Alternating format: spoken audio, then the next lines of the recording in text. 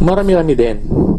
Siguro more than 10. Sa akin naiintindihan ko pa kung ano ka lang quiet ka lang at tinatansya mo yung sitwasyon. Maintindihan ko pa yon.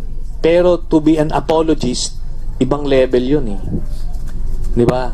Ibang level. Is either sumisip-sip ka or natatakot ka na ma-filean ka ng kaso, or worse, you actually believe na tama yan. We ran for the Senate precisely because itutulak namin kung ano yung ikabubuti ng ating bansa at pupunahin namin yung mga mali na nangyayari sa bansa. For those na naririnig ko naman na they're not happy also with how things are going, ano naman, and they choose to at least not to be apologies of the president. Ako, I appreciate that, kasi maaring they're just giving him time to correct himself. Pwede mo pang sabihin yun. Ako, I'm allowing him that, allowing them that. And o kaya doon sila sa ibang issue magbabantay, okay rin yun. Pero yun na nga, to really make justifications, make alibis, and be apologies of the president, ibang ano yun that makes you an enabler of Kaya nga, ang dami nagtatanong doon sa CHR. Hindi kailangan Ang CHR, they can investigate on their own, motu proprio. They can file cases, they can recommend the filing of cases. Don't get into our time. Senator De Lima already presented them. Nag-react na ang pulis. So, kung lahat yan, katulad kanina, meron na naman binaril doon sa La Union, 2 patay. Riding in tandem. O, kung inadalhin ko yun, wala nang katapusan to. Ready na kami sa conclusion. So for you, wala nang reopening talaga? Wala na pong reopening talaga? You know, ito, medyo pikon na rin ako ng konti. I will admit na napipikon ako. Kasi ayoko yung mag-apologize sa akin. Tapos pagdating sa floor, iba ang gagawin. I'm a man of my word. Pag sinabi kong titigil ako, titigil ako. Pag sinabi kong I will respect you, I will respect you. And if you don't come to me and I welcome you, I don't show you a bad form, ganun ako. And I've been kind to Senator De Lima. But let me just say this now. Senator De Lima was chair of the CHR for 4 years, if I'm not mistaken, under Gloria Macapagal-Arroyo.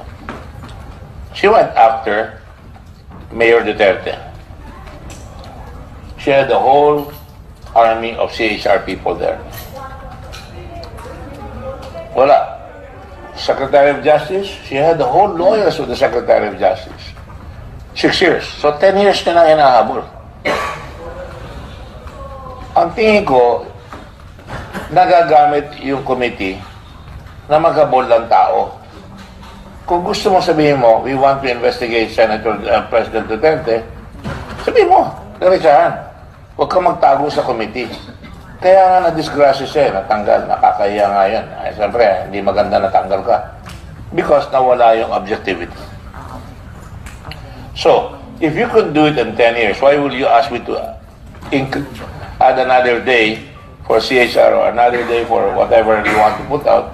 Anyway, I can call it anytime. I can go motu proprio kung hindi gagawin yung pinagagawa natin sa batas. Not only justice, but blue ribbon. I have both committees. So I'm really comfortable with myself. I'm not being unjust. I'm not being unfair. I can face the mirror. I can face my children. Pinagbigyan ko ba si Senator De Lima at si Senator Trillanes? Yes. Remember, I asked that she be placed in the committee. Kahit na tinanggal siya. Ang dami ko nang pinagbigyan naman. Pagbigyan mo naman ako ng konting respeto. And if kung sisingilin ko yan, kung tinuloy ko yan, sinabi nila, huwag na ituloy, di ko tinuloy, I can tell you, nanggulo sila Ang dali naman eh. Nagagalit siya nung pumasok si Senator Trillanes. Ang bait-bait siya ng kuna. And if you look at the minutes, sinabi ko doon, no, it was just an oversight on her part. Sabi ko kay Ping. Si Ping galit na galit, namumula. Sabi ko, no, it's just an oversight. Nung dumating si Senator Trillanes, nagdidi pa na. Iba na ang dating. And then she walked out. That's his orderly conduct. That's his respectful conduct. Upon the Senate, never mind me, I can survive that. So yun lang. I don't think you can call me unfit. When you call me covering up, kaya medyo sensitive ako. You have to appreciate that. I value my honor more than anything else. Kaibigan ko si President Duterte, not that close. I am not an ally. I have not shifted allegiance. Look at who's appointed in Subic. Masama ang loob ko doon. Hindi ako kumikibo. Bahala kayo. Administrasyon nyo yan eh. Kung alay ako, di mamamalas ako. Okay lang. So, kaya may tulo mo ha? Ay, hindi. May ibang rason doon. Talagang minamadali ko yung staff ko eh. Kawawa rin yung staff ko sa akin eh. Bubuksan na ito. Going back dun sa committee report, so wala na kayo i-recommend na filing ng charges, kundi mga Meron. Meron yan. Meron pa. Sinabi ko yun. Payo ko na isama na nila. Meron. Versus kailan? Kasi it's very clear na merong perjury. It opens yourself at least for an investigation. That's easy to do. Look at the records. We have lawyers. And yung sinabi niya, pumatay siya ng tao, kung hindi totoo yung pumatay siya ng tao, kung totoo ang pumatay ng tao, she has to answer. He said he killed more than 50 to 1,000. He has to be investigated. Otherwise, we're like the rest of the country. Namamatay, talagang ganyan, okay lang. Dumami ang drugs, talagang ganyan, okay lang. I mean, hindi pwede. Pag umarap ka sa Senado, this is a sacred ground. I give full respect to the Senate. Pag may sinabi ka dyan, panindigan mo. I'm not going after him because I don't like him. Kawawa eh. To me, he's a victim of society. Sabi niya, di siya nakapag-aral eh. Sabi niya, pero ang nagsasabi, ABS-CBN said, nakatapos siya ng third year high school. Hindi ko na nga hinabol yan eh. Sabi niya, grade 1, yung pala, grade 3, sabi na iba. Nakakapagkagana siya, gumagawa ka ng 800,000 pesos. Binabaan pa nga niya, sabi niya, 300,000. Sabi ni Las Cunas, Las Cañas. Sabi niya, 800,000 ang kinita. At saka, wala eh. Sabi nila sa kanya, kaibigan, paano kung may given? Tapatay yung dalawang kapatid ko. Drugs. Tatanggapin mo at pulis ka. Namatay yung dalawang anak mo, kapatid mo. Drugs, patay. Dapat magpaliwanag. Butch. Sir, Tata. another matter po. Yes, sir.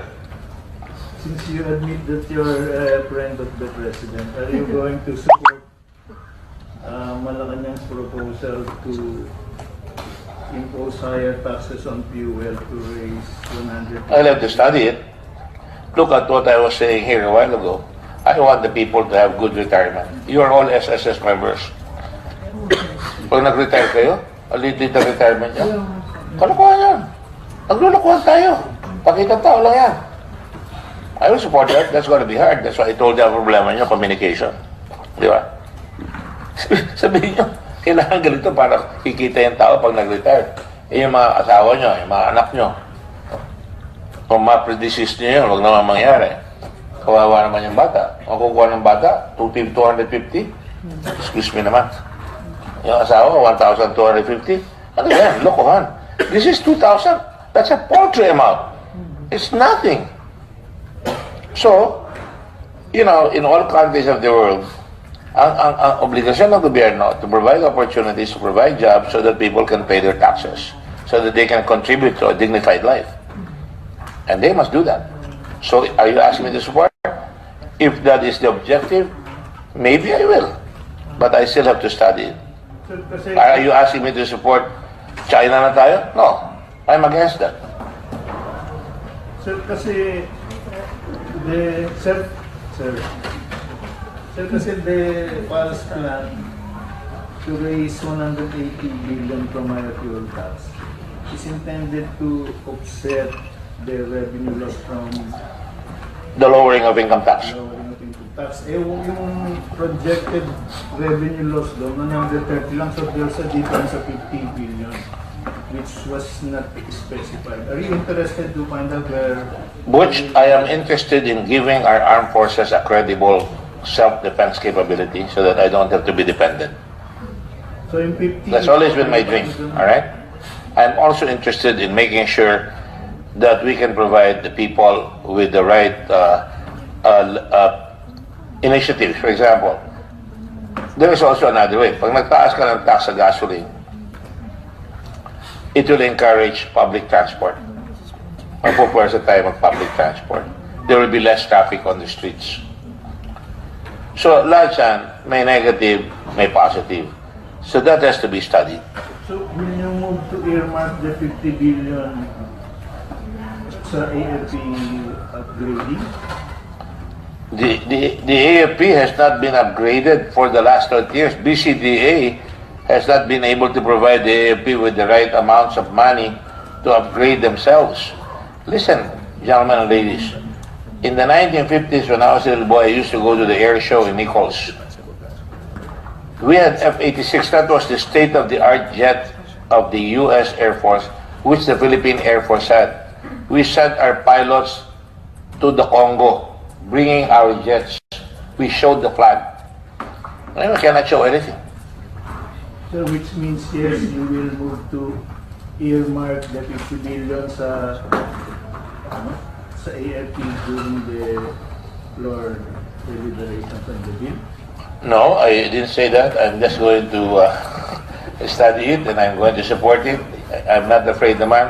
Like I told you, I am 1 and 70. I have no ambition except to serve my country. Okay. No need to be popular. I just need to be right, to be of service to the country. That's all. Kasi hindi alam saan pupunta yung sobra eh. I'm sure may paggagamitan.